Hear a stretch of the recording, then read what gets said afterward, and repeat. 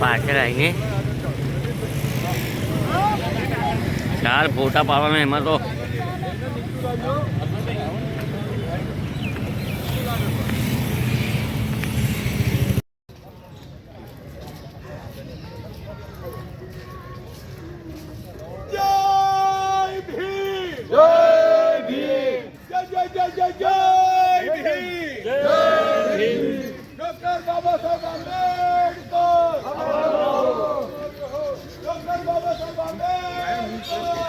કઈ જાય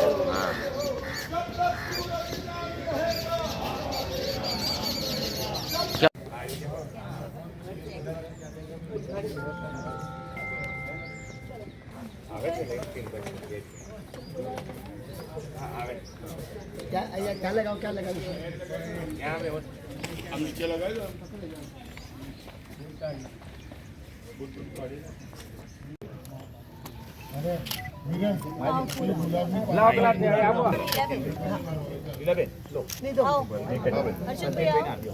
पहली बात तो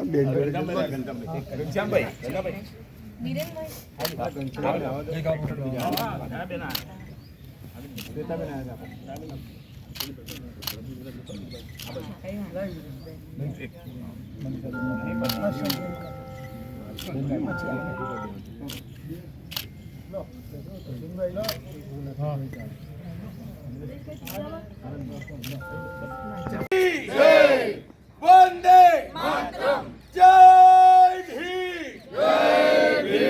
जब तक सूरज चांद रहेगा बाबा तेरा नाम रहेगा जब तक सूरज चांद रहेगा बाबा तेरा नाम रहेगा जय जय जय जय जय संविधान दिन निमित्ते આજે આ એક શપથ લેવાની છે તો શપથનું વાંચન કરું છું આપ સર્વ આ શપથ મારી સાથે પઠન કરશો હું ભારતના નાગરિક તરીકે બંધારણની સાક્ષીએ શપથ લઉં છું કે હું બંધારણની ગિરિમા જાળવતા બંધારણની રક્ષા કરીશ દેશની સર્વ પ્રકારે પ્રગતિ અને સુરક્ષા માટે સમર્પિત રહીશ ભારતના આદર્શ નાગરિક તરીકે હું મારા કર્તવ્ય અને ફરજોનું પાલન કરીશ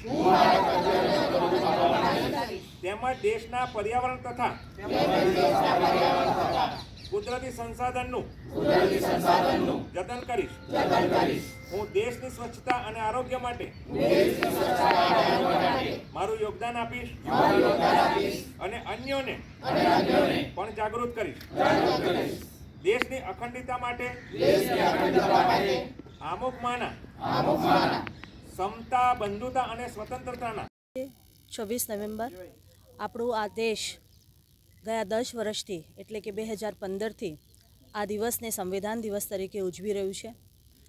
આજે સૌ નાગરિકોને દેશના અને દેશની બહાર આપણા જે ભારતના નાગરિકો રહેતા હોય તે બધાને સંવિધાન દિવસની ખૂબ ખૂબ શુભેચ્છા પાઠવીએ છીએ। સમગ્ર દેશમાં આજે એની ઉજવણી થઈ રહી છે અને આજે વડોદરા ખાતે પણ એસસી મોરચા દ્વારા ખૂબ સારી રીતે એનું આયોજન કરવામાં આવ્યું છે। સંવિધાન દિવસ એટલે આજે દરેક ભારતીય નાગરિકોને સમાન અધિકાર મળે એનો આ દિવસ છે। સાથે સાથે આ એકતાનો દિવસ છે કે બધા જ પહેલાં ભારતીય છે અને બીજી બધી વાત પછી આવે છે। એ વાત કરનાર આપણા બાબા સાહેબ આંબેડકર 1949માં જ્યારે આ 26 નવેમ્બરના દિવસે સંવિધાન મૂકવામાં આવ્યું અને તેથી લઈને આજ દિન સુધી એટલે લગભગ 75 વર્ષ થયા અને એની ઉજવણી પણ આજે છે। ત્યારે સૌને હું ખૂબ ખૂબ શુભેચ્છા પાઠવું છું। 26 નવેમ્બરના રોજ અનુસૂચિત જાતિ મોરચા ભારતીય જનતા પાર્ટી વડોદરા મહાનગર દ્વારા આજે સંવિધાન દિવસની ઉજવણી કરવાનું આયોજન કરાયું છે। ત્યારે આ આયોજનના ભાગરૂપે આજે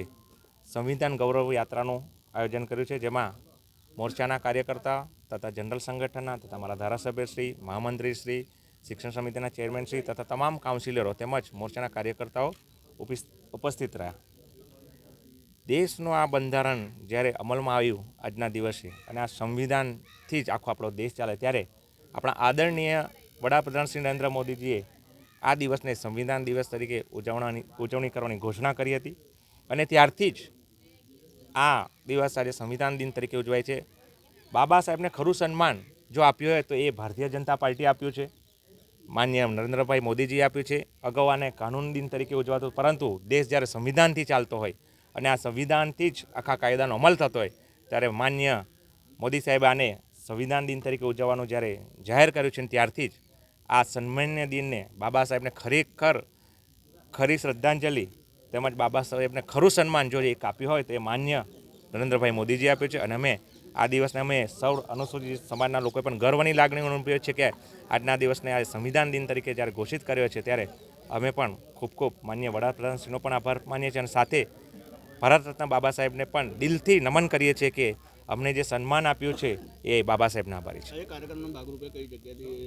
આજે અમે ફાઇન આર્ટ્સ MS યુનિવર્સિટીના ગેટથી સંકલ્પ ભૂમિ સુધી કાર્યક્રમ કર્યો અને અહીંયા ફુલાર વિધિ કરીને હવે અમે એક શપથ ગ્રહણ કરીશું અને આ કાર્યક્રમ ત્યારબાદ સંપન્ન કરીશું.